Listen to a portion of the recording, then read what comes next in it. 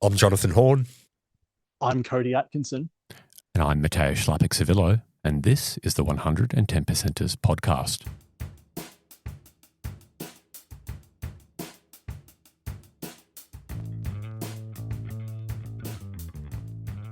This week, we react to Ken Hinkley's appointment as Tasmania's inaugural AFL coach, discuss how much it can cost to win a game of footy, and talk about diversity and inclusion in the industry.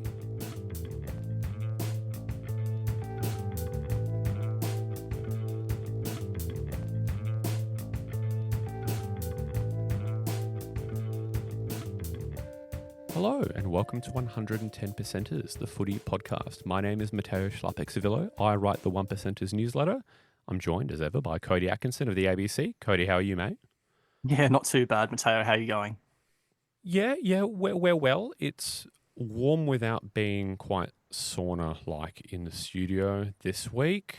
It's been a lovely few days here in Melbourne. You can almost glimpse spring if you really squint. I'm really happy for all you guys down there. I woke up at 6 a.m. this morning. It was minus 4.8. So really happy that it's finally turning the corner in Melbourne. The sincerity of that was really clear. I think we could all hear it through the headphones, Cody. So that's good. We've also got Jonathan Horn of The Guardian. Jonathan, how are you, mate? Hello. Cody, no wonder all our politicians are completely insane up there.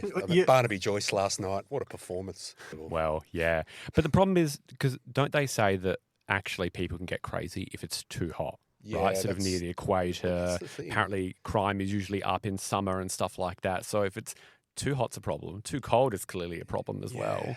Where's the nice temper band of I don't know, good sense the of Marvel Stadium zone. Yeah. That's right, the Goldilocks zone.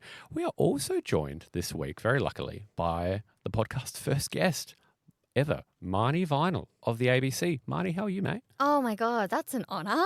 Thank you. Yeah. I'm great. I feel like I'm in this weird limbo state where I've just come out of the Men's World Cup. So I feel like I haven't slept properly in a month. My sleep schedule's all over the place, but like straight into just like AFLW's here. So like get going. And then like obviously the men's train never stops. It's discombobulating. There's really I no feel so respite. discombobulated. Yeah, there's really no respite. I mean, sort of the June to July is just like a gauntlet in terms of sport every year. And every even year, because of soccer-related reasons, it is really, really tough.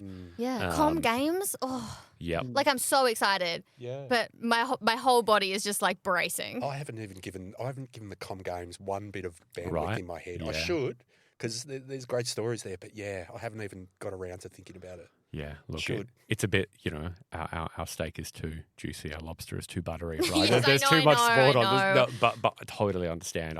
I'm with you right there on the sleep schedule post-World Cup. Yes.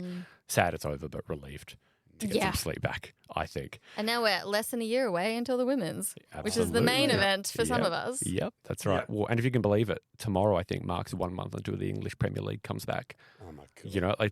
I'm not ready. It's absolutely insane what they put professional soccer players through.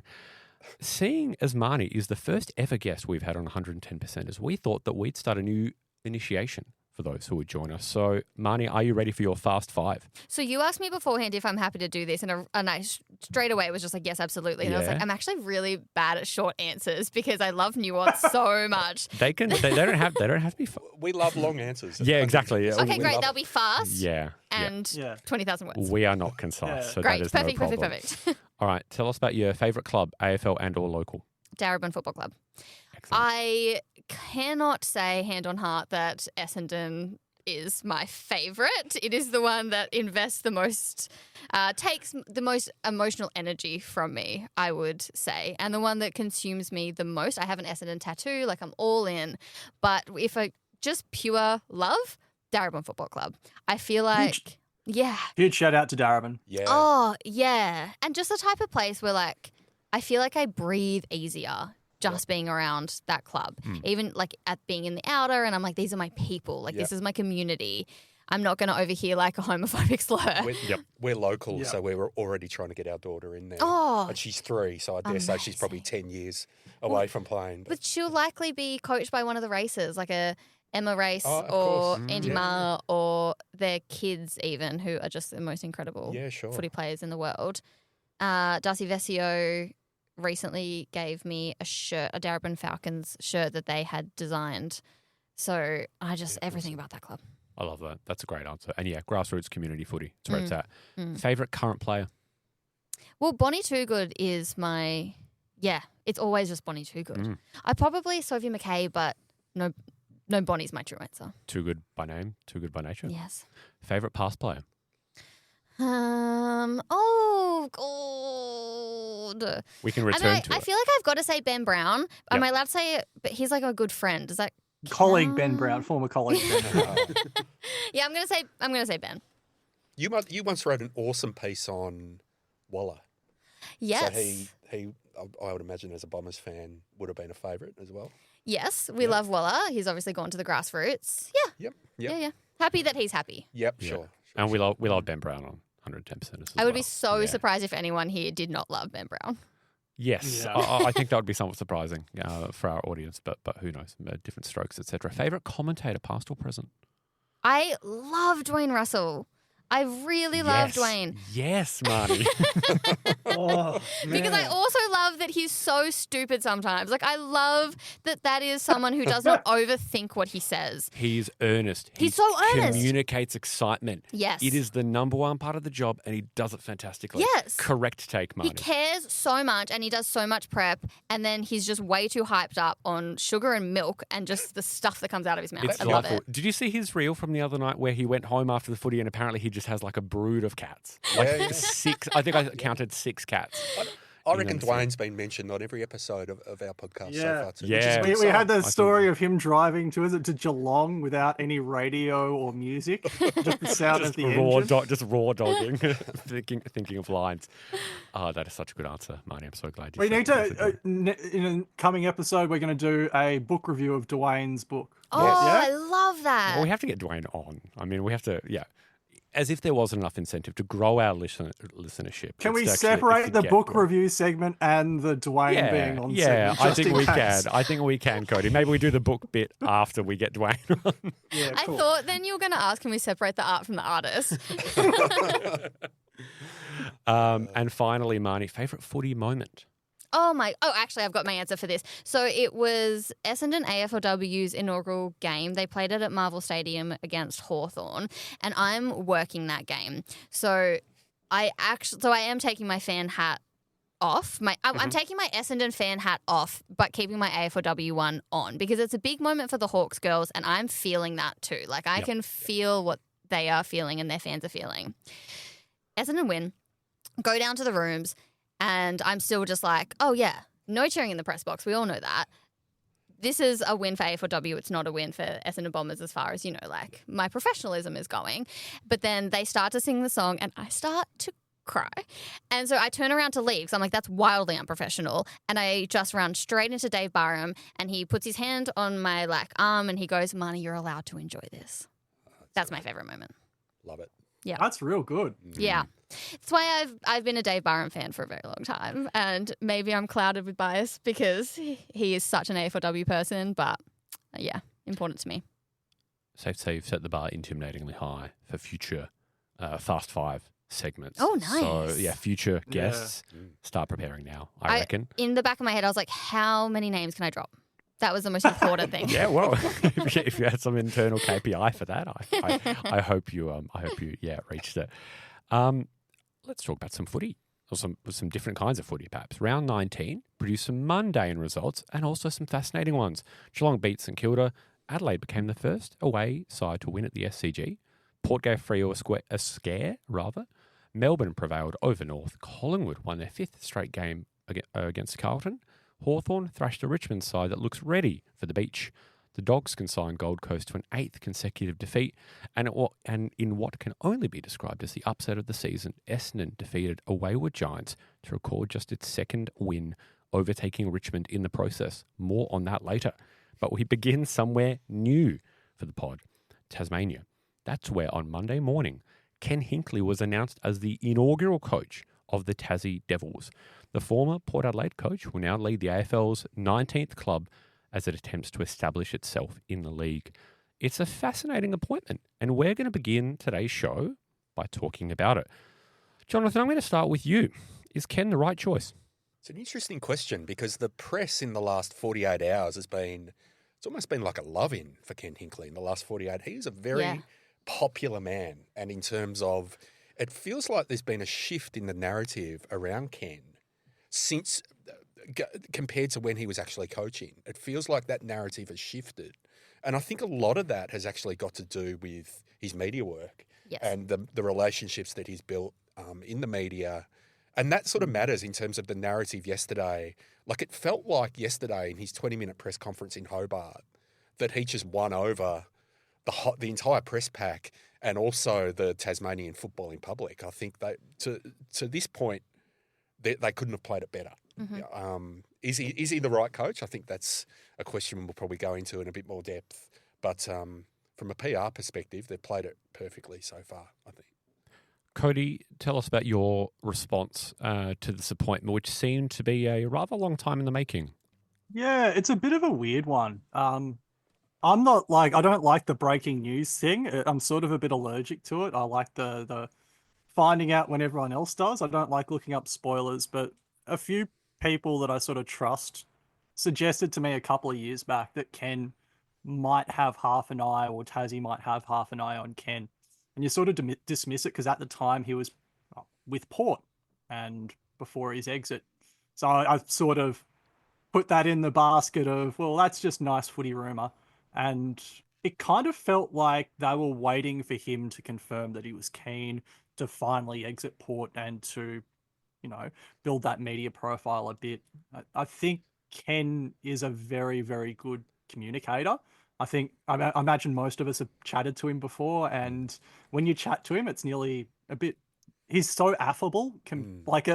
People remember the confrontation stuff that he had with Hawthorn or some of his other public displays, but when you chat to him and he's in the mood, he's really, really good as a communicator. And I think for a youngish list, which I think inevitably they will have, he's the right type of person. A lot of those Port Adelaide players he brought on and developed.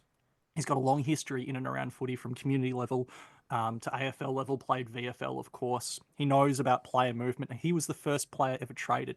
So he knows what it's like to start somewhere else as well. So I think he brings a pretty unique perspective. He was also at the Suns when they started up as an assistant coach. Yep. So he's done this dance before. But there is this one little thing that some critics may point to. He has coached the most games in VFL, AFL history without making a grand final. And that, despite his, 60% win-loss record, that's going to follow him a little. I think the other thing that I'll point out really quickly, really early, is that he's a believer in the analytics and the nerdier stuff, in the continual learning and changing his game strategy. Maybe some of the other coaches who are applied, there's this perception that maybe they're less down that alley, and maybe that gave them the edge with a relatively agile... They're building a really agile footy department. It's kind of exciting to watch. I'm surprised that you see him as a data guy. I've always thought he was almost the opposite, a sort of go by the eye sort of guy, who's a bit. Some of his media work, I've found him almost a bit contemptuous of the data in a way. But maybe it's just sort of the platforms he was on, like SEN, where they have a lot of champion data stuff, and he's a little bit resistant to that, I find. So that's an interesting perspective that you'd say that. So a few years ago, I'm going to do my only plug for this. I co-wrote a book called Footballistics, and one of the it's on my shelf. Oh, that's awesome. And it can be on your shelf at home too. If anyone wants a PDF, just email me. I'll give it. One of the co-authors of that was a bloke called Rob Younger. Rob Younger ended up working at Port Adelaide. He's the guy who developed X-Score publicly, developed a lot of footy-related stuff that he can't talk about anymore. He's now with Melbourne and was with them for the premiership, but he started his football career with Ken, and Port Adelaide certainly at the time invested more in data and analytics and the strategic side of footy that can be measured than probably any other club. So I don't think he does have that old school hard edge, but he has also got that new world thinking, right? And that's kind of good that he can blend the two, because I think he can get a bit technocratic. We've talked about technocrats in the past, and if you're just spouting numbers, it means nothing if you don't have feeling or actual experience, right? And it can go the other way too. If you've just got real world experience and you ask, on Fox Footy after Chris Scott talks about it, oh, what's X-Score? I don't trust that. Maybe people trust you less on being a bit agile. Marnie, I'm really fascinated by this sort of this difference, I guess, between taking over an existing institution and an existing club where there is continuity and one where you're effectively going from zero, which is really the situation here. Obviously, Tassie has a VFL team and clearly there's a culture of football in the state. We haven't seen that in the AFL in the men's competition for over a decade now, since the expansion clubs. But it's something we've obviously seen a lot in the AFLW, right? It is this idea of clubs being formed, I mean, sometimes from scratch. And obviously that there is usually a sort of culture that they're building on in the case of, for example, North Melbourne, but often we are creating clubs out of whole cloth. You're very close to the dub. What, I guess, have you maybe learned, or what have people told you about the differences between taking over an institution that already exists and actually building it from the ground up? Yeah, wow. That is such an interesting question. I think culture is something that you can't necessarily force it. And I think we've seen that in the W, where even like if we just look at like North Melbourne as an example, because I think that one of the reasons that they are so successful is because of their culture. But they struggled for the first couple years. So they came in as one of the first expansion clubs with Geelong in 2019. And their strategy were, let's get big names and stars in, and that's how we're going to do it.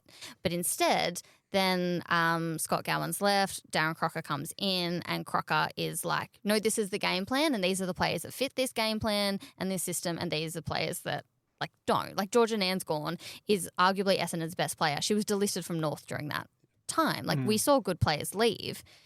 And I think that took a while to kind of like work out. Like they couldn't just decide, well, like this is the culture and it's going to work for us. Like sometimes you don't actually get to decide. Like it all kind of happens naturally.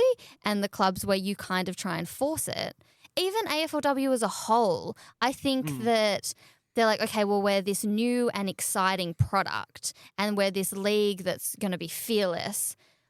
Well, okay, you can't just decide that though. It's actually, it matters how you live and breathe every single day.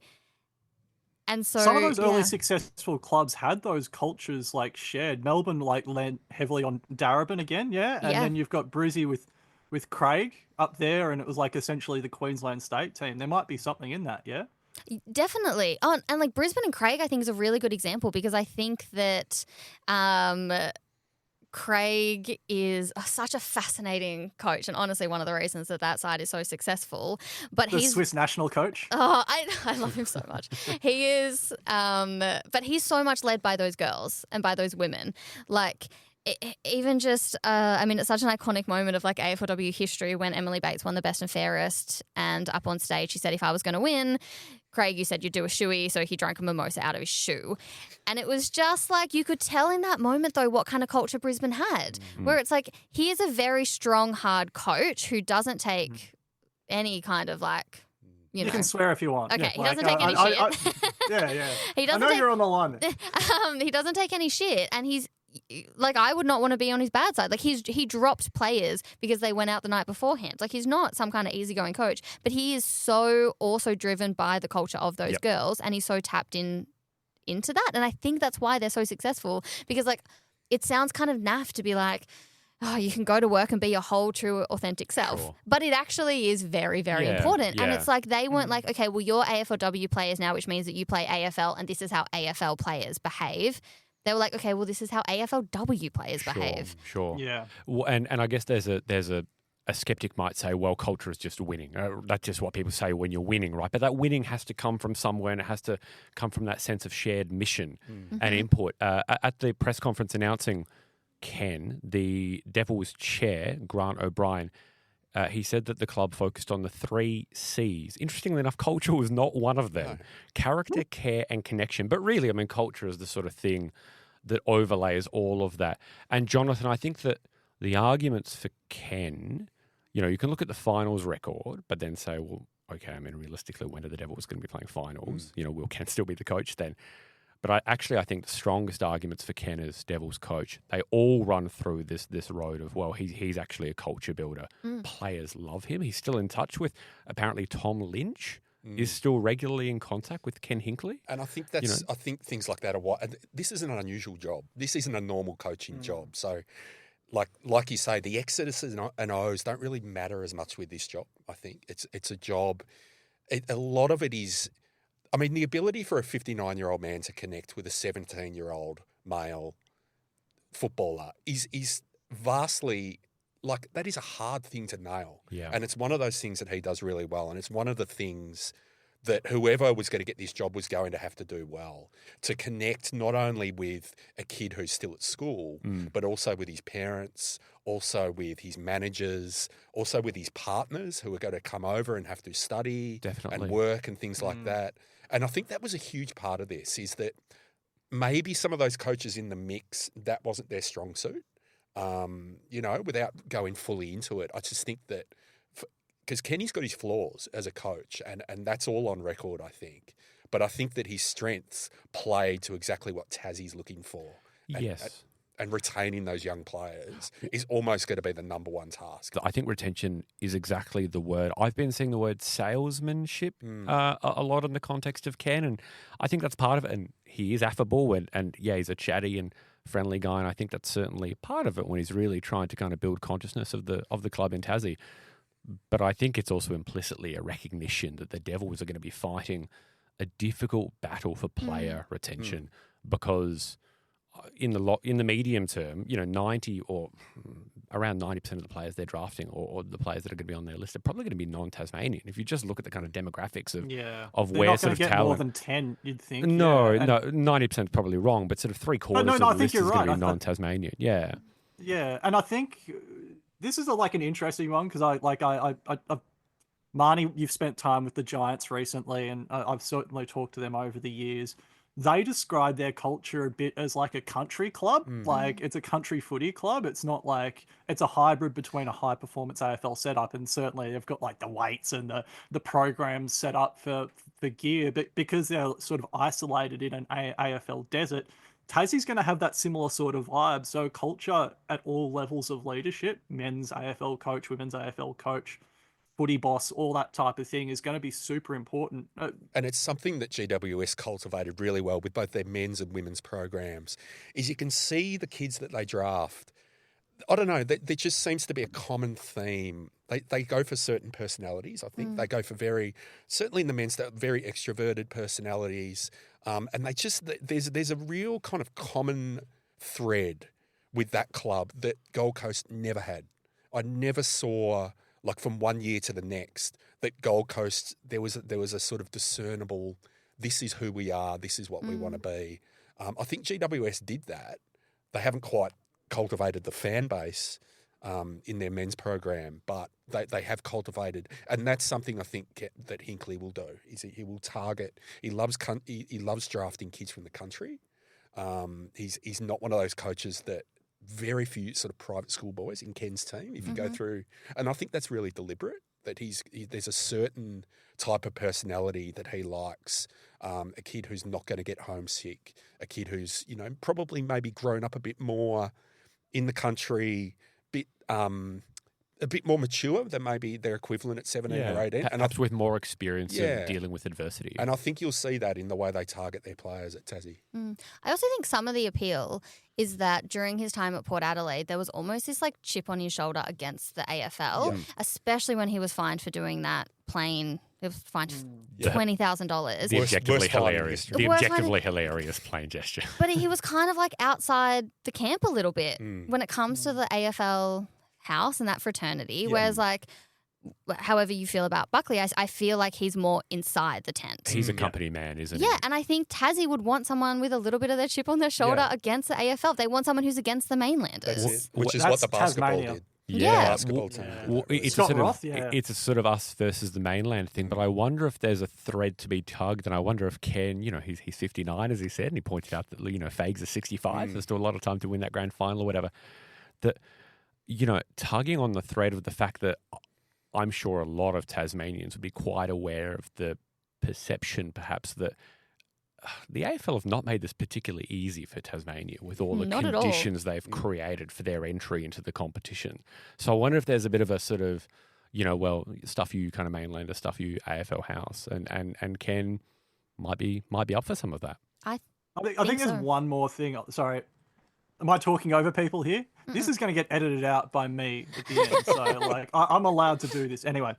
There's one more thing, and that's several journalists have pointed out that the AFL and Tasmania have made it clear that they want to contend for finals in the short term.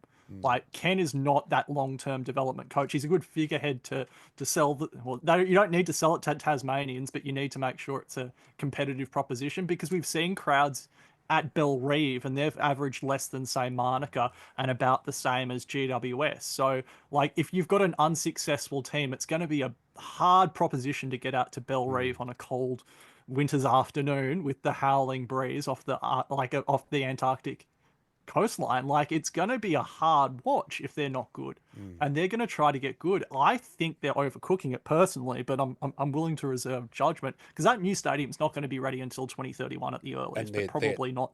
Their admin facilities aren't going to be ready in his first year either. It's going to be dire. Sort of weights centre and things like that. So it's going to be a rough start. The way Gold Coast was a rough start as well. Yeah.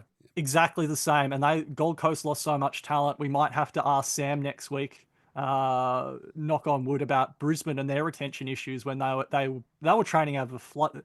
The Gabba used to be their training facility, and it used to flood with the Brisbane rains, and they had to evacuate the facilities. And it's a similar type thing. If Tasmania has to train at substandard facilities for their men's program, let alone their W program that they also have to stand up, if they don't set it up so they can have 80 professional athletes coming through the facilities and have lockers and training facilities, they're going to lose men's players, they're going to lose women's players, they're going to lose coaching, training, and development staff. No matter how many millions extra they get over the salary cap, it's just going to be unfortunate. So I don't know. Yeah. Well, and so perhaps in that respect, Ken's appointment is a recognition of that retention challenge, of the fact that, well, let's not be surprised if actually the stadium comes online a little bit later than what is sort of publicly believed, I guess. And that in the meantime, Ken is going to be someone who can probably do a good job, or historically has done a good job, of driving competitiveness in the short term, pardon me. I mean, his first season at Port Adelaide, he got them into the finals, and can actually positively channel this emotional energy, right? Mm-hmm. And that's something that comes from culture and connection with players, and really, I guess, becoming a father figure. And maybe if I was if you're the CEO of a football club, you'd look at Nathan Buckley and John Longmire. They've got massive strengths in certain areas. Would they have that strength to be able to lean into that side of the us against? I'm not sure Longmire would. I'm not sure that's really he's more of a players man, not a wider community type coach. And has Buckley ever needed to do that? Yeah. This is someone who spent the vast majority of his career at the biggest club in the league. Does he know what it feels to be an outsider? I don't think so. I think Ken does a bit. How do we reckon Ken will go in Tassie? Do we think he's going to be a Mona guy? Well, I mean, I was like, don't go so lowbrow, but I also think that there's so much meme appeal to getting Ken on board, and they are trying to grow their brand. They got Jacob Gaynor for a reason. They put money on the table to get Jacob Gaynor down to Tasmania. They want someone who will help build the Tassie brand, and Ken will do that. Well, he's already said, I'm Tasmanian now. Would he do that nude swim that they do? Probably. Yeah, I was going to say, I reckon as long as Jacob stays the hell away from that, I'm happy. That'd be perfect for Ken. I think there's a part of Ken's package, because locals get free entry to Mona. A part of Ken's package? You mean this is the swim, is it? Yeah. So locals get free entry to Mona. So maybe David Walsh came to the table and maybe provided a bit more than that. I don't know. That was what got Ken over the line. Yeah. Probably. Who knows? Well, look, they're targeting the most arty AFL men's players as we speak.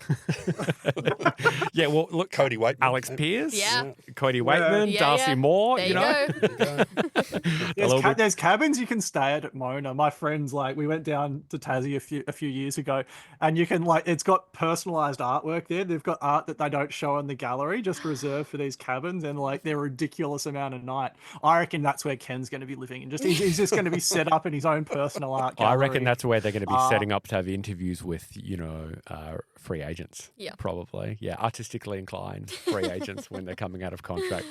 Fascinating. Yeah, what an interesting appointment. I think we probably all wish Ken the best. I think Ken's got a lot of admirers in this on this podcast, and it'll be very, very interesting to see how he goes and one of footy's most unique challenges, building the Tassie Devils. We're going to be right back with more 110 percenters. You're listening to the 110 percenters.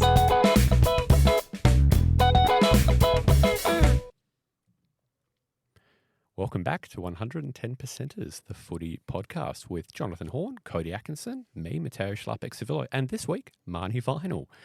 The Bombers did something unusual this weekend. They won a game of footy. That win, just their second of the season, also propelled them up to the heady heights of 17th on the ladder. And although most Essendon fans were understandably ecstatic to win against the odds, a small minority, a very small minority, I think, fretted about the fact that it means their side no longer holds the first pick in the upcoming draft. The debate between the merits of winning games versus optimising your draft hand is a perennial favourite on, places like Big Footy, wins versus picks. We're going to discuss it. Marnie, I want to begin with you. Did you have your head in your hands at the final siren on Sunday, knowing that it meant Essendon might have relinquished the number one pick? I think even knowing just the slightest bit about me, you would know that is not the facial expression that I had. I did see your Instagram post. When the final siren went. I do also feel like I got this win by putting the ultimate moz on them by uploading an Instagram video before the game started saying I'm ready for my weekly humiliation ritual. And then everyone's like, oh, yeah, have fun. Like, good job on your loyalty. And then the comments changed a lot after they ended up to get that win. Even had some AFL players being like, well, this aged like milk. I was like, it did. And I'm very happy about it. Double bluff. Classic double bluff. I know. You're welcome, Bombers. No, if I was ever upset at an Essendon win, genuinely I feel like I would hand in my accreditation. Yep. We do not take enough fun out of this game. I think that a lot of people that are deeply in the middle of footy forget that it is fun. That is supposed to be fun. It is the thing that connects us all and gives us a sense of belonging and, we're part of something greater than ourselves. And for the majority of people who love football, it's their escapism for the week. Yep. The joy that win and the amount of messages that I got from people and so many of my close friends were like, I'm happy for you specifically and only. I still hate your football club. Yes. I will never be happy about Essendon winning, but I can understand that this is a good moment for you and I love you and I'm glad you're happy. Because it's that moment was just we needed that. Fans really needed that. And I think the club as a whole just really needed that. I was so devastated that Caddy was taken off with illness because I genuinely think that he is one of the only players in that football men's program who wants to be there at the moment, who is yes, I am trying my heart out. That clip, I can't remember which game it was. Actually, I think it was Essendon Richmond, where the Essendon players were walking off and some of the fans were throwing their scarves down at the players. And Caddy was the only one who turned around and yelled back at them. And I was like, his heart is so in there. But you can see every time you watch Essendon play the GWS game, they don't really look like they want to be there. And the fans clearly don't want to be there. They only got more than 14,000 at Docklands for the GWS game. They should get free memberships for life, those people. I know. What an effort on right in the middle of a Melbourne winter at Docklands where it's about 5 degrees colder than anywhere else in the world. And it's the graveyard shift, right? Yeah. The 4:40 game. Against the team that's put 14 goals on the last 2 premiers. They're amazing for those fans at that game. The fans, honest to God, needed that. Yeah. But but even just Essendon looking for their next head men's coach. Right now, everyone's looking at that club going, I don't really want to coach there. But then you see the fans like that and you see what it means and it is just oh, hold on. This is a football club and that means a lot to a lot of people. And to go back to your question, I've seen Essendon draft picks before. So I don't really care. They would pick the wrong one anyway. Very good point. Well, and yet, ironically, this win on Sunday, you talked about, well, what would prospective sort of men's senior coaches be thinking? But it was a win driven by so many of the kids. Yeah. Right? Yes. I mean, Durham was very, very good, obviously, but Dyson Sharp was fantastic. It wasn't Sully Roby's best game, but he's been brilliant this season. Archie Wicks, I'm really impressed by. Yeah, Nate Caddy wasn't able to have an impact, but as you say, he cares, he bleeds. You know, he's one for the future. So I think all of a sudden, I mean, green shoots is a much used and abused term in footy, but it felt a little bit like one of those wins, didn't it, Jonathan? It did, and it's also the best wins are the ones that just come out of nowhere. That you just not in a month of Sundays would you see that come in. Yeah. After what sort of team GWS have been and what sort of team Essendon's been this year. Yeah. So there, and we're talking about picks, and in a year a pretty even looking draft. Like those wins are just worth their weight in gold compared to maybe, getting a higher draft pick in the middle of November. Yeah. Can't be compared. Well, as Marnie said, I mean, footy's about winning, right? And it's about those moments. And I suppose the counter argument might be, well, that, winning in this sense should be construed as, well, what are the outcomes that are going to lead to more wins 5 years down the track? And maybe that means getting the number 1 pick over the number 2 pick. But of course, that is so unpredictable, right? You don't need to go many drafts sort of back in time to realize that actually holding the number 2 pick over the number 1 pick doesn't necessarily change your outcomes. But it also feels to me like Cody, and it should be said, of course, 99% of Essendon fans were thrilled. They were ecstatic to have won that game because it was so surprising and it was so joyous, and it was also a little bit funny because GWS couldn't kick straight. But it does feel like maybe Which player in particular? There was one former Essendon player don't string us along. Yeah, exactly. Yeah, tell us, Marty, please don't string us along. What an infuriating footballer he is. Oh well, No, I love it. I love it so much. What he would? Oh my god! He's my favourite player to watch at the moment. when everyone else zigs, he zags. But Cody, I suppose I do wonder if this, to some respect, does. It is emblematic, perhaps, of a debate between maybe footy romantics and footy rationalists. And into the latter camp, we can put people who maybe are really hyper-focused on the draft. And that sort of draft watching and draft analysis, it's sort of its own cottage industry that exists a little bit parallel to actual footy, right? It's sort of interesting. There are creators online who I don't seem to evince that much interest in actual footy because it's all about, well, who's coming up, who's in the next draft. And last year, I think it was, for the newsletter, I interviewed David Scrutton, also known as Footy Stuff, the guy who makes those excellent draft compilation videos, which I certainly feasted on in 2024 as a disappointed Crows fan who was, going to get a top 5 pick. But yeah, I mean, it's about winning, isn't it? Yeah, I think at the end of the day, football's about joy and winning. Like, at the end of the day, it doesn't matter if you go watch a local game of park footy with the, if I go down to Alan Ray Oval, speaking of Essendon legend James Hird, that was his old stomping ground. And I watch Ainsley win a game. It's still pretty bloody good, right? At the end of the day. I was at the game 12 months ago, the corresponding game where GWS just thumped Essendon, and Essendon had an injury list of 20 and they just looked so far away from being any good at any competitive, like at all. And watching them turn it around is just remarkable. Sometimes we over focus on picks 1, 2, 3, 4, 5. If you're going to worry about, I'll come back to this. Sorry, I did have another point and I've totally forgotten it. I hear it was, Marnie, how much shit have you given Paddy? Am I allowed to say what our conversation was like? I love Paddy so much. I did not reply to his, because he sent a message on the siren. I did not reply to it in the immediate because I do know when you are supposed to win and that win matters. They're playing to try and make wild card. Yeah. And also, like, it's not all fun and games for him. It is his job. I was like, I'm going to sit for 5 minutes because I've learnt my lesson. Like, I've been at a Melbourne game where Melbourne have lost and I've immediately made fun of Broden Kelly and it's just death stares. Like, we're not fucking around. Oh, sorry. Sorry. We're not messing around. Like, I was like, okay, like, kind of learn your place.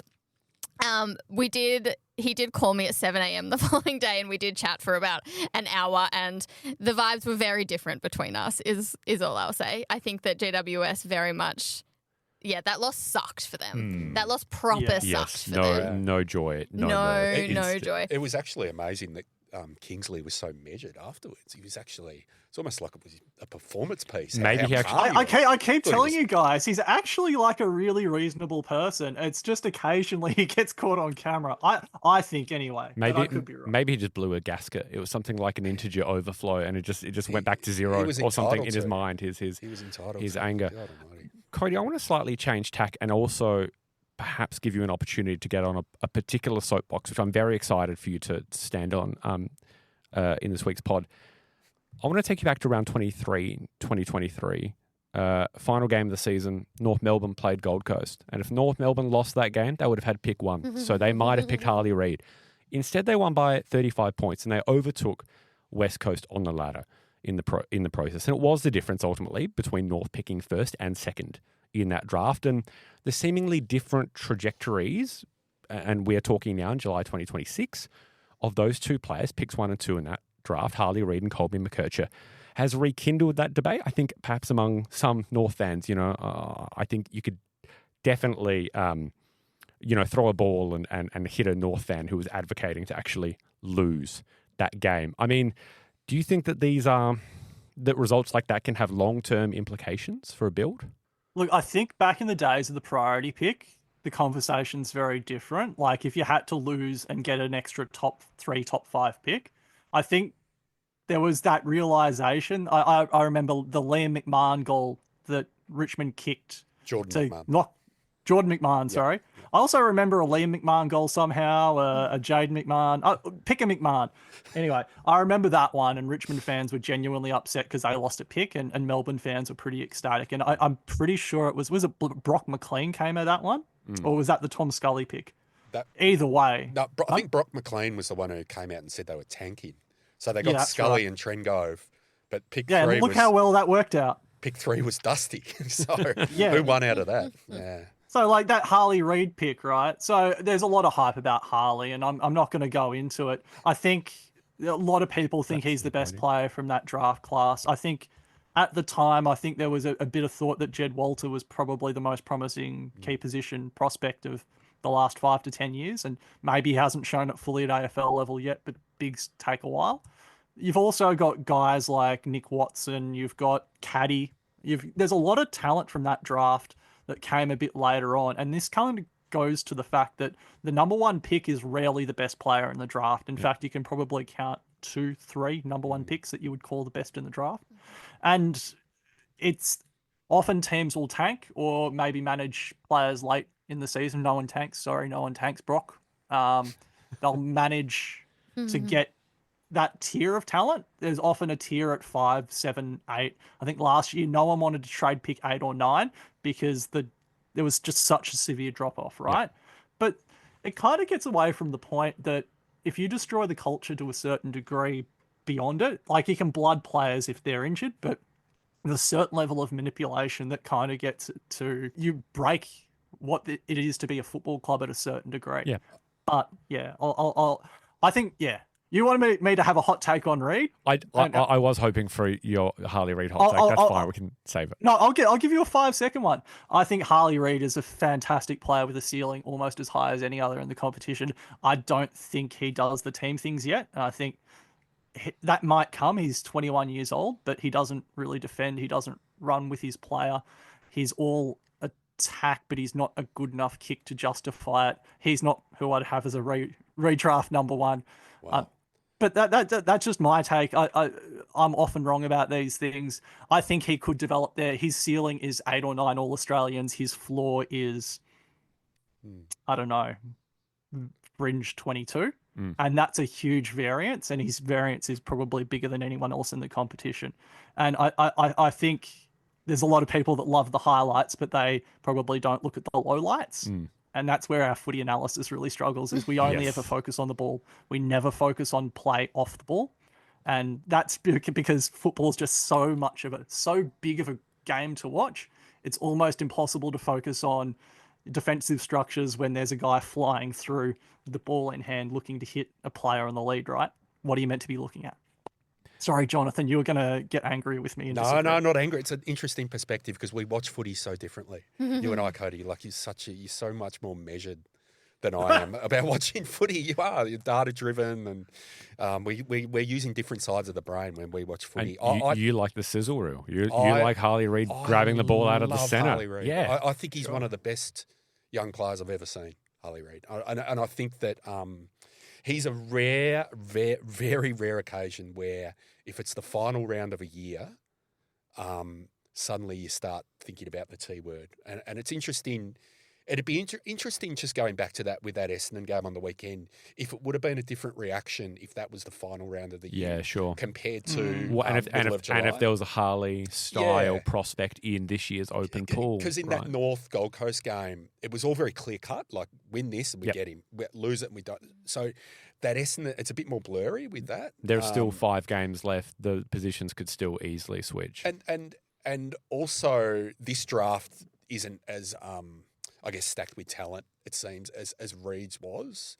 I mean, everyone talks about Watson, but Watson, there was a lot of doubts over Watson when he was voted. Why are you drafting a midget, really? Like, why are you drafting someone? Are you saying that he was overlooked both literally and metaphorically? I've had it up to here with short people. But yeah, but like you say, that was a really deep draft as well. I mean, Joel Frazier, Lawson Humphrey. There are a few others like in the 50s and 60s. Logan Morris, 31 or there was lots of bargains in that draft. So looking like a great draft. I just think with Reed is a different ball game, and I think there's different strategies when you've got a player of that talent. It's not every recruiter, but you talk to recruiters and there's an acceptance that they don't make the right decision all the time, even if they're angrily arguing for their own draft pick, the top end of the draft. Because, like, humans make mistakes, and evaluating 18-year-olds or 17-year-olds or 16-year-olds, often they get evaluated at 14, right? On their future. It's what makes it so interesting, and it's what makes the recent history of Essendon so interesting, is that they had these high picks, but they probably just didn't have them in the right draft. Yeah. They were so unlucky with just getting high picks. 2020 looms as, I guess, the really the big one, I guess, in this current build for them, right? But 2025... might look different. Yeah. This is the thing that fascinates me about W in particular, because they've just moved from the regional drafts to the open national pool. And we're starting to see a changing in the talent relationship there. And this is the most fascinating time that happened in the AFL, 30 years ago? Because you read stories like Andrew McLeod getting let go by Fremantle and going back to Adelaide. And we're going to see stories like that in a nationalising pool where you get local talent returning to near home, because we're still fully professionalising in W. And I kind of want to get Marnie's take on that. Do you think the relationship would be different there? Yeah, definitely. I mean, even just going into drafts, because it was 2024 was the first national draft. So before that, players had a lot of power, because it was like, well, I can nominate for Queensland, or I can nominate for Victoria, and most of them nominated for their home state, but you had a few like Montana Ham, who went the number 1 draft pick in 2023 or 22. She nominated, it was a massive surprise because she was a Victorian and she nominated New South Wales in order to go to Sydney. Charlie Rowbottom too, didn't she? Yeah. Cross-state nominate too? Yes, yeah. And so there was a lot of power that these players had, where now they've had to relinquish that in the national pool. And you've got players like Zippy Fish was very surprised to be drafted to the Swans. She went at pick number 5. I think that a lot of people thought she was going to go even higher than that. I think that Melbourne, we all thought she was going to land at Melbourne, but Melbourne decided not to take her and take Molly O'Hare instead. And so Zippy went to New South Wales. I mean, that would have been Zippy going to Melbourne anyway, but she is such a West Australian girl. Like, she is so West Australian. Even I talked to her the other day and I was like, one of the biggest things that draftees often say is you go from playing against girls to playing against women, and that is particularly hard, and Zippy's not a very tall person. And she was like, well, no, in Western Australia, when you're 14, you play against women. And I was like, like, she just loves Western Australian footy so much. Her boyfriend still lives over there, her family, her community. She talks so highly of them and how tough it is to be away from them while, you know, also straddling the line of being unbelievably grateful to be at Sydney and be picked up by the Swans and all of that. Like, I wouldn't be surprised if you did have players like Zippy be like, well, I'm going back to Western Australia when the time comes.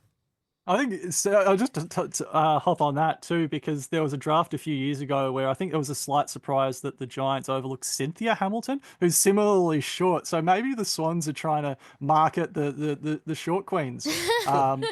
You need a niche. You need a niche in list management. You know, you draft the country players. Maybe you just draft the short players as well.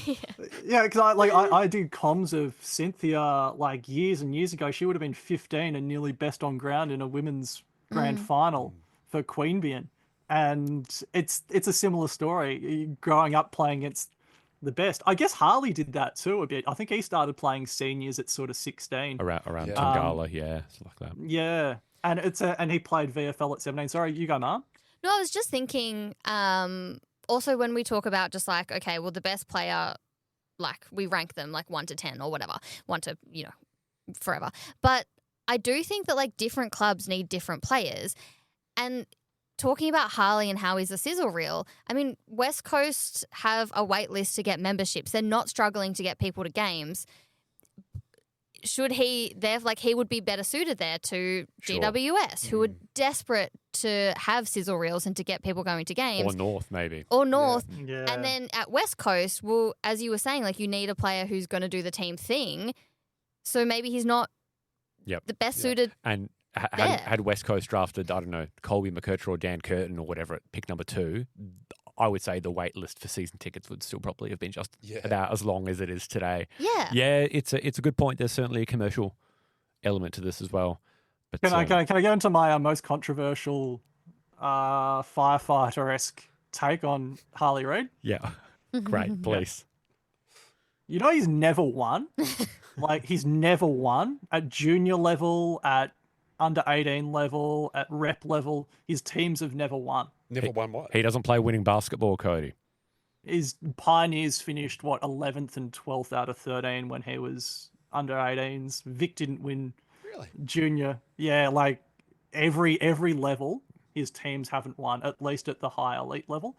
And of course, the COVID years hurt his 16s. They didn't run the 16s program nationally then. Still love him, Cody. You're not going to talk me out of it. This is all real.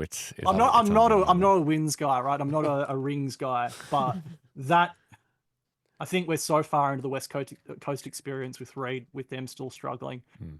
Maybe you can't build a team around him, and maybe his development needs to be more as a complementary type player to support a more team-oriented outlook. But I'm a hater. Yeah, I was like, I love this Harley hate coming from Cody. Get Cody on Harley, on Nick Dacos. You get stuff like this. It's podcasting gold. We should probably wrap it up there. However, we should definitely reconvene in 10 years to discuss the wisdom, in hindsight, of Essendon winning that game on Sunday, North winning that game in round 23. Will Essendon have James Hird discourse still in 10 years' time, you reckon? Did you see Buckley ruled himself out today? 100%. Who isn't ruling themselves out? Honest to God. Are we ruling ourselves out of the Essendon job? Yeah. I'll take it. Like, I assume it's a pay cut from my current unemployed salary. Oh, yeah. Oh, we've roamed widely on this subject, and it's been a lot of fun. Maybe just one more thing to say about it. Of course, the ladder position is still not set in stone. There are still 5 games left. Essendon are playing Hawthorn, Adelaide, Geelong, Sydney and Port. Richmond are playing the Dogs, Eagles, Adelaide, St Kilda and Geelong. We're going to be right back with more 110%ers. You're listening to the 110%ers. Welcome back to 110%ers, the footy podcast.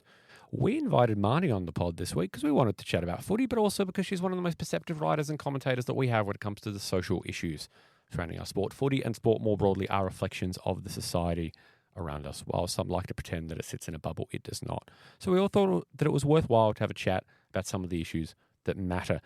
Marnie, look, you write and report so well about grassroots sport. What are some of the things perhaps that are happening at the grassroots level in terms of gender diversity and inclusion, that we don't see at the elite level, because I guess so many of us, myself included, frankly, are so fixated on that elite level with the AFLM and the AFLW. Both the good and the bad, stuff that we don't see. Oof, big question. Yep. It's like, where do I start here? How big is that? Yep. I mean, if you're talking about inclusion and you're talking about gender, I'll just go straight into women's footy, because I think that you've had, well, in the introduction of AFLW in 2017, there was all of this interest and hype around women are now playing footy. Shock. And so all of these clubs kind of wanted to jump on that boom, whether they wanted to or felt like they were forced to. And so you had all of these really long-standing clubs, some clubs going back to the late 1800s, that now were introducing women and girls programs and teams. And I think that a lot of them just tacked them on. Let's find a coach. There's your team. Off you go. And they didn't realize that it was actually going to take a little bit of give and take to have an entire new program at these long-standing clubs, to physically have a lot more different bodies, to have women and gender diverse bodies in those places, to have to share resources, to some of, they want pride rounds and the men historically haven't had those. And so there was all of this kind of like just really I guess a lot of like culture jostling going on, because it was all so new. And so we're 10 years in, and some of those clubs have been like, oh yeah, right, okay, this is actually going to take a little bit of us adapting and us having to learn a lot and be a lot more open-minded than we were before. And the women's program does things differently. And then a lot of clubs also going, no, that's not how we do things. And so we're seeing a lot of women's teams now start to fold in the grassroots. And it sucks. Like, I hate hearing about it. Yep. I hate watching it.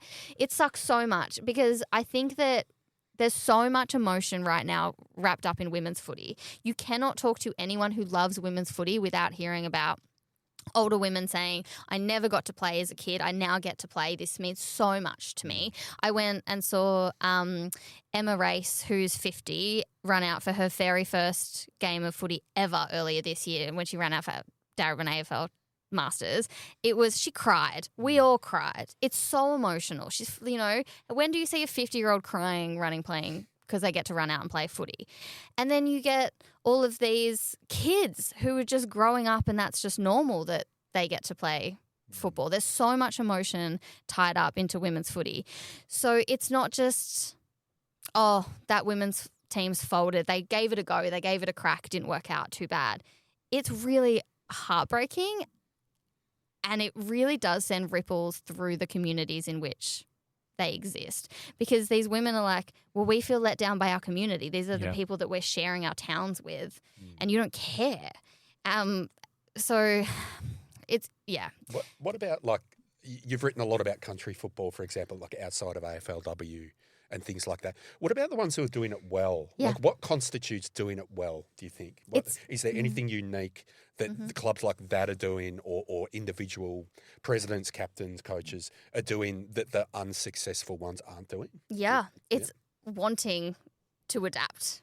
It's honestly feels as simple as that. So I'm doing a piece currently about Macedon Football Netball Club. Yep. Because I wanted to profile a grassroots football club that wasn't just, he's a really good story or he's a really bad story. Like, let's actually get into like the gritty. And they contacted me because they are just struggling for facilities. So they've been a club since 1880 something. They've existed for a very long time, and they've had, they've quite a successful men's program. Like, I've been out there a few Thursday nights. Freezing. Like, it's just really reinforces that I could never be a football player, because I'm there in like my 5 layers being like, when can I go inside? And there's so many men running around, and the women's team, they're taking up a tiny space on this huge open field, but that doesn't mean that their existence, because they're lesser in numbers, is any less important or significant. But because the women's program is so new and the girls' program is so new and they are so outnumbered, they don't have anywhere to get changed. They literally just shove their stuff on the benches outside. They get changed in their cars beforehand, because the men have the change rooms, and it's just not pleasant to try and work out where they can go inside there. There's one toilet in the whole place, and the men are fine with that. They're open showers, so the women can't shower afterwards. And this is where they play their games as well. So this is including on game day. The women have to play last. They go in. The club rooms are a mess. Like, they smell like pee, and like there's a blood and dirt everywhere. Yeah, absolutely. Like, this is after like 3 men's teams have been through there. And you've got girls as well. Like, that's not pleasant if you're a 14-year-old girl to be in that kind of environment. And the president is just there saying, like, I'm letting these girls down, but I have nothing else to offer them. There's nothing I can do. I'm trying to get money to get them portable change rooms. What am I supposed to do? So I've heard from clubs where, like, that's kind of the situation, and the women's team are just like, we're trying so hard to be heard and we're not being heard. Well, like, I think a club that's doing it right is literally just saying, like, tell me all of your problems. I want to hear them. I'm advocating at local council. I'm sending the emails. I think it's just wanting to actually care about them and understand that their experiences are completely different, because just because the men are fine with open showers doesn't mean the girls are going to be fine with open showers. Especially I remember talking to the coach of the junior girls program, and I said, like, if this is too uncomfortable, we don't have to talk about it. But I can imagine being a 13, 14-year-old girl. You've got one toilet that's used by 400 men in a weekend, and there's no sanitary bin, and I'm just going through puberty. There's no way I'm playing football. Yep. There's absolutely no way I'm putting myself in that environment. Like, no. Or the only shorts that your team will provide are white shorts, for example. Or like there's a lot of those like small little things that could be changed, even below like applying for government grants to get change facilities. And there's a lot of clubs that have done that, and then they haven't marketed a program for the local women in the area. Isn't it a bit a case that it's not only the facilities, it's the drive of the people behind it, yeah? Yes, 100%. Like, another really good example out at Macedon is that their women's team, and this is just so women's footy to me, they've had 3 pride rounds this year, which, like, I literally, even like when the president told me that, I was like, are you serious? Like, all right. And he's like, yeah. And we've told them they can't have another one because you've already had 3. And we are sharing the space with all of the men's teams. And, like, they're so happy for you to have your pride round and for us to, like, learn through you. But also they just want to play footy, and they don't want streamers up every single weekend. Sufficient pride has already been displayed.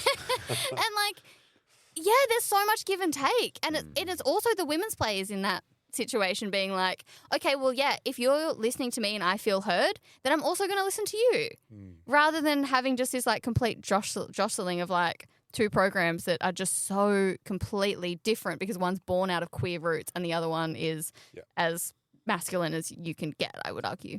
You've reported a lot on soccer and netball, obviously. Yeah. Do you think Australian soccer does it better than footy in both at the grassroots and at the elite level in that regard? It seems to be junior pathways and these kind of, things that are roadblocks to doing it properly.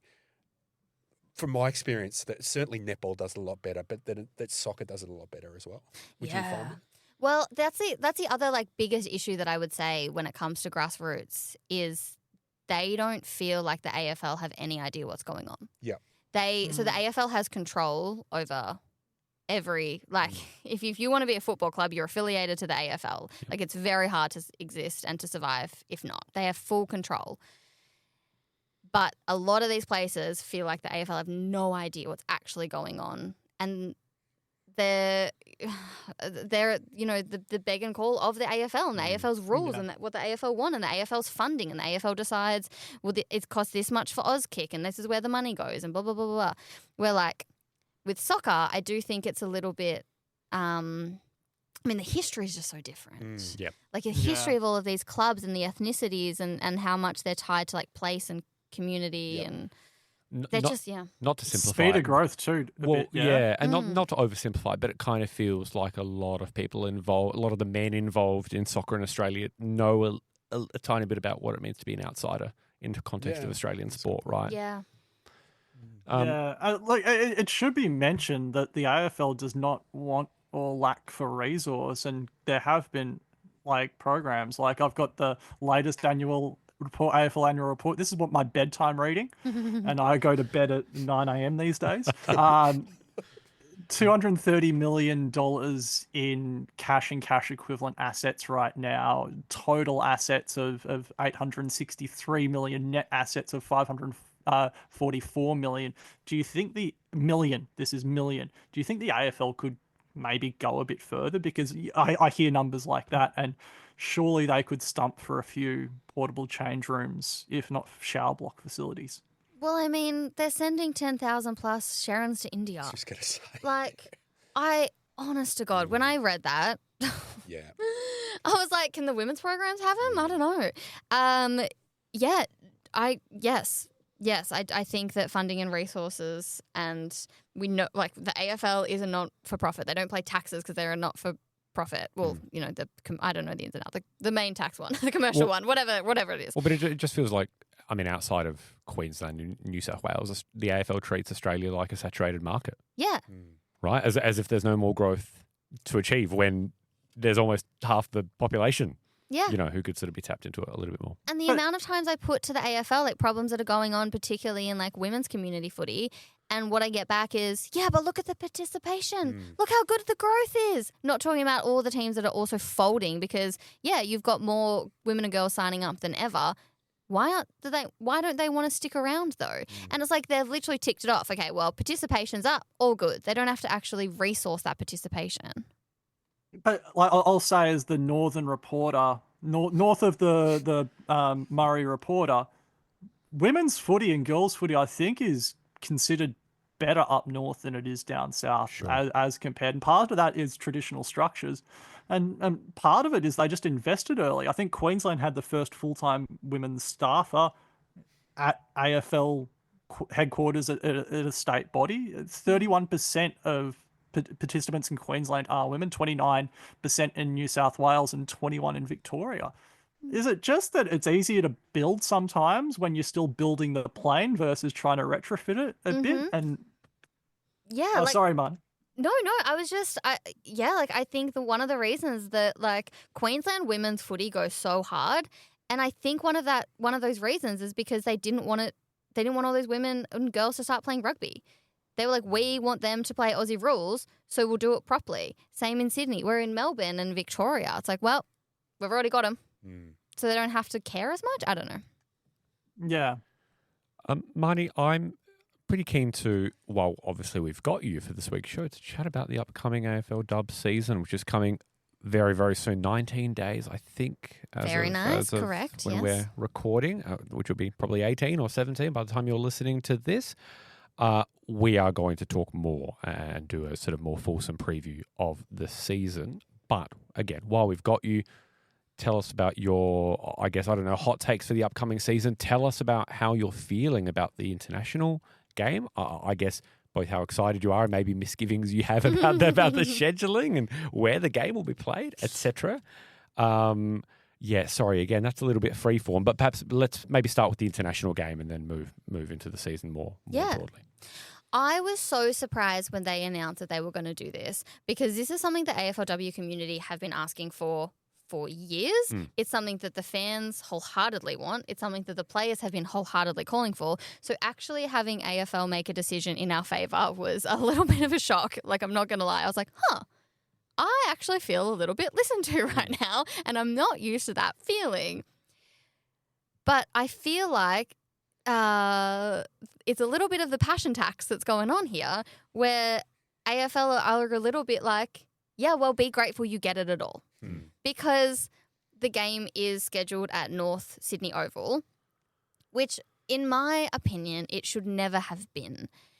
It should have always been scheduled at the SCG, and they should have just gone hard from the start.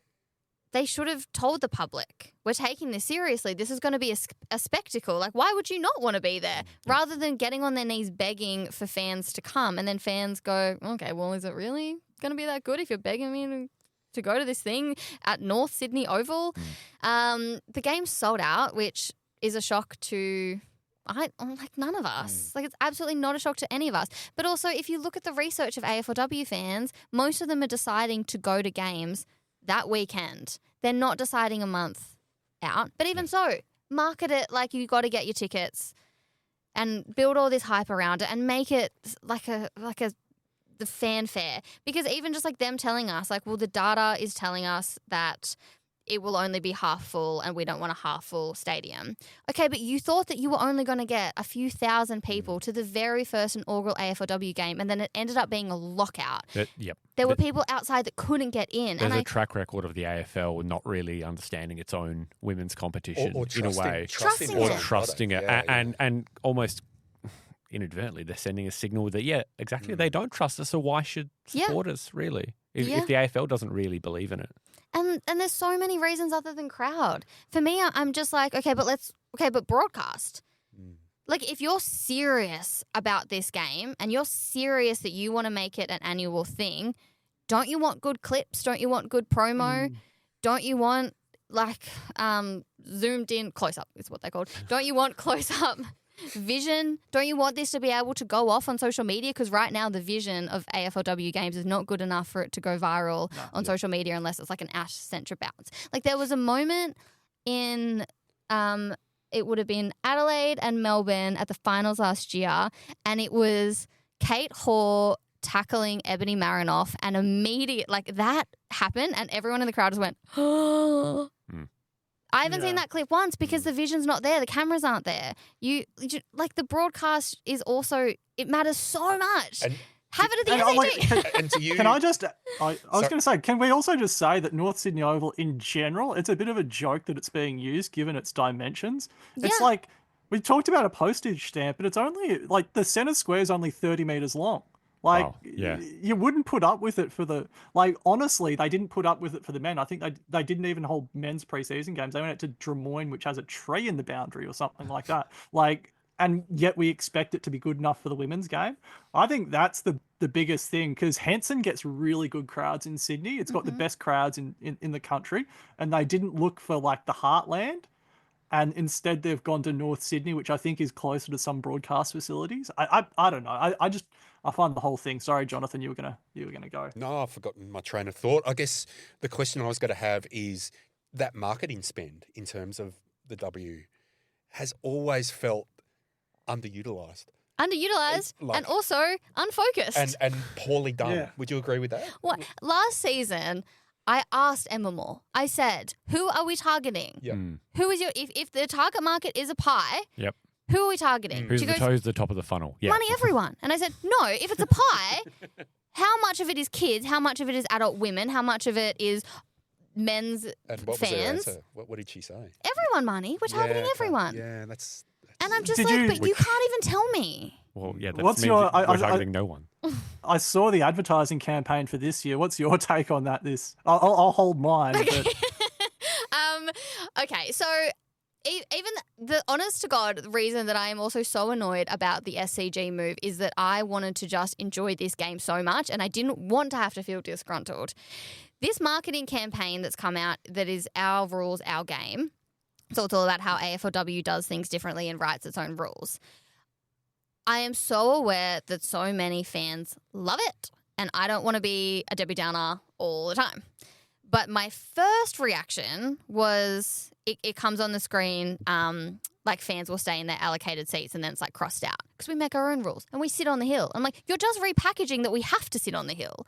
What do you mean? I would love an allocated seat. Give me an allocated seat. Like, I know I'm 30 plus now, so I enjoy that stuff. Like, even for the Socceroos, I was so stoked when Fed Square reached capacity at 3:30 in the morning, so we had to go to Amy because I was like, I get a seat. How good is sitting down? I was like, I get my own seat. I'm going to see. Like, I like my allocated seat.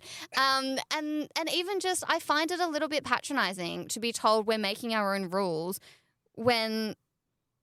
Where are we? Because we seem like we're not allowed to do anything bold. We're not allowed to write our own rules. We're not allowed to say let's do things differently because you're making us be small and you're putting ceilings and barriers on this. Yeah, and I get in trouble for everything that I say. So don't tell me that you're making your own rules when all we have, the only line that we're allowed to go with is I'm so excited.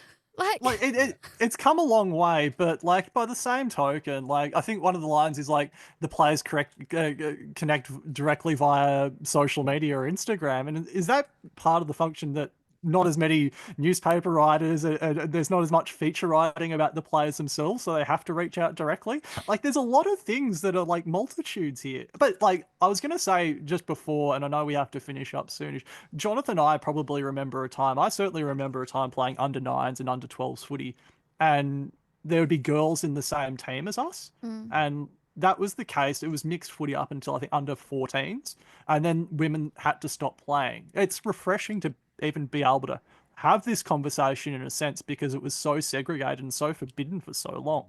But at the same time, it just feels like we circle around these ideas that while this progress is good, maybe it's enough, but it's not, is it, Marnie? And it's just like, you should be grateful you even get a game. You should be so grateful that you as a fan get the competition at all.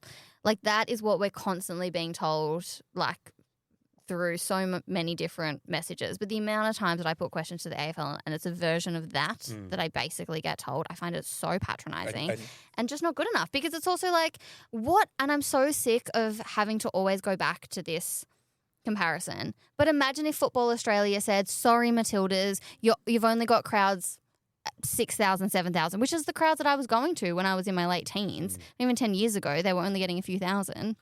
Sorry. So you can't play at big stadiums. Can't do it. Sorry, data's not there. And then we never got that. We never got the Women's World Cup boom. We never got the boom even before the Women's World Cup, or the money they would have lost. But also, like, because I see the W and I'm just like, but you've got the players. And they could be Sam Kerr, have the stardom of Sam Kerr. Like, it makes me so sad. Well, because here's the thing that really shits me. Sorry. It really shits me when I hear people say it's not high quality football. And same with the W League. I love the W League. A League Women. Sorry, I know we have to wrap up soon. But like, people criticize it, but we had Sam Kerr playing here for years. We had American internationals playing here. We had, the highest of high level football, and people would still sit on their couch or watch ABC2 occasionally.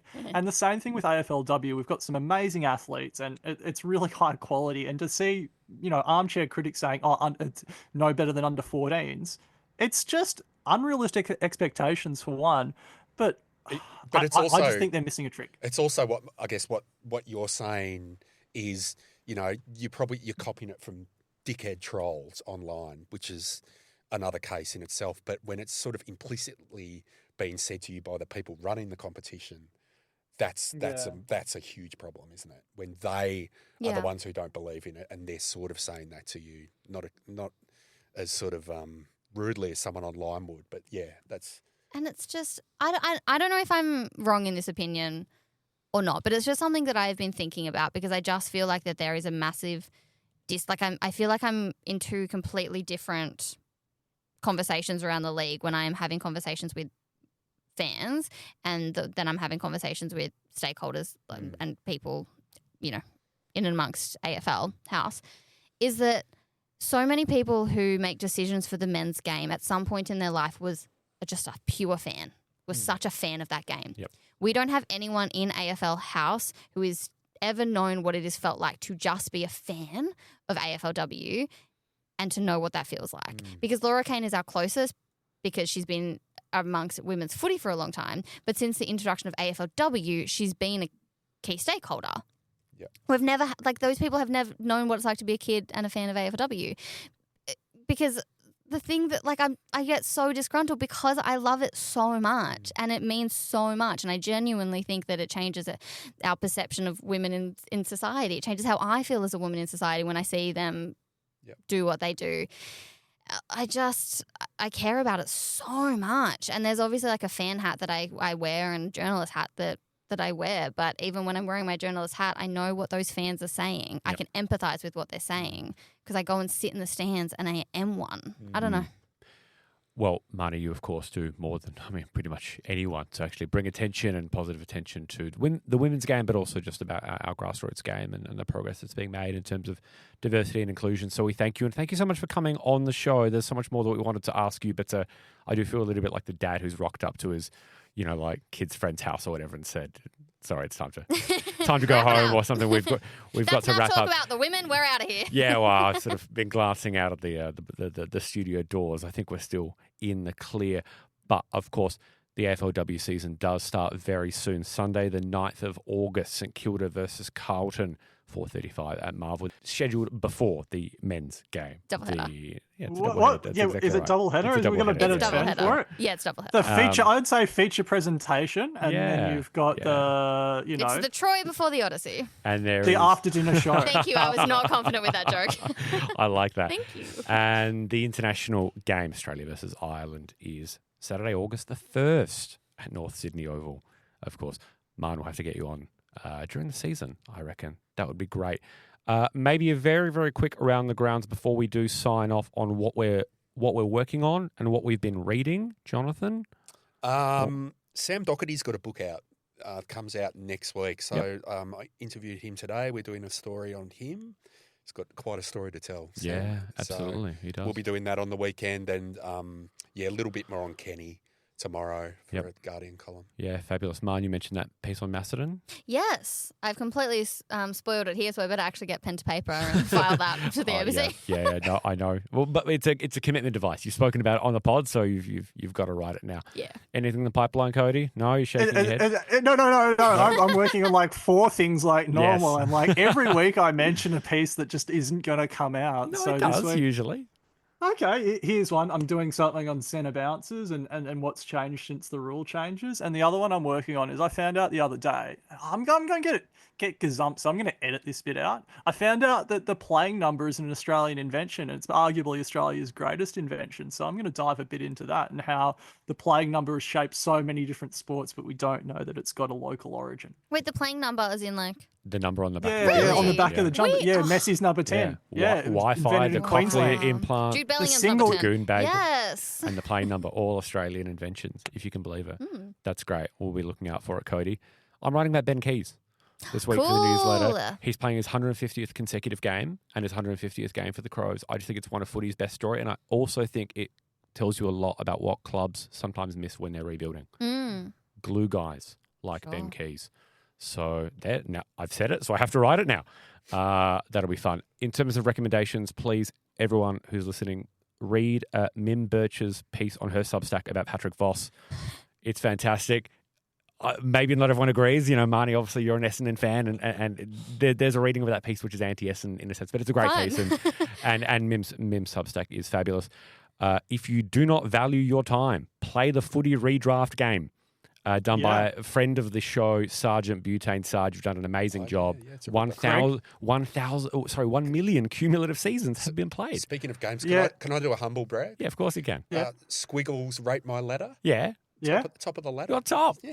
Oh, Congratulations. How- That there you doesn't go. seem The- humble at the all. IT Like, what second. was the humbleness there? You know, And who's second?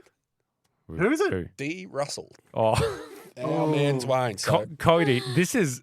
I tell you what, the eye test, the sizzle reel, you know, the romantics. Dwayne and Jonathan are top of the tipping ladder. Where are you, mate? You're in the mud.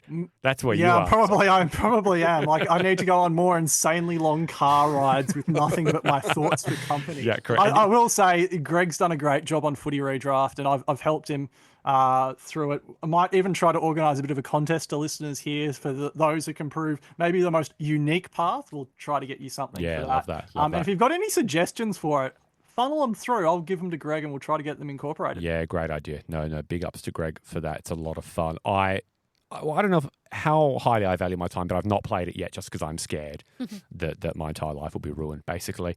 I'm up a lot at 3 a.m. That's the only reason I do it. Yeah, perfect time. You also mentioned contests, Cody. Just listeners, I'm just going to tease that contests. We might have more to say in this space in the coming weeks. That's all we'll say for now. That's all we have time for. We've gone pretty long because we've had so much fun. My thanks to Jonathan, to Cody, and to Marnie, and our hearty thanks to you, listeners. Sorry, hopefully there's more than one. Our hearty thanks to you, listeners. If you like what you're hearing, please review the show on your podcast platform of choice. It makes us easier to find, even if you're not loving it. So long as it's constructive, we do want to hear your thoughts. You can write to me at hello@1percenters.net.au, and you can find us on Twitter and Instagram. The handle is 110percenters. Until next week, I've been Matteo. I've been Jonathan. And I've been Cody. And we're the 110percenters.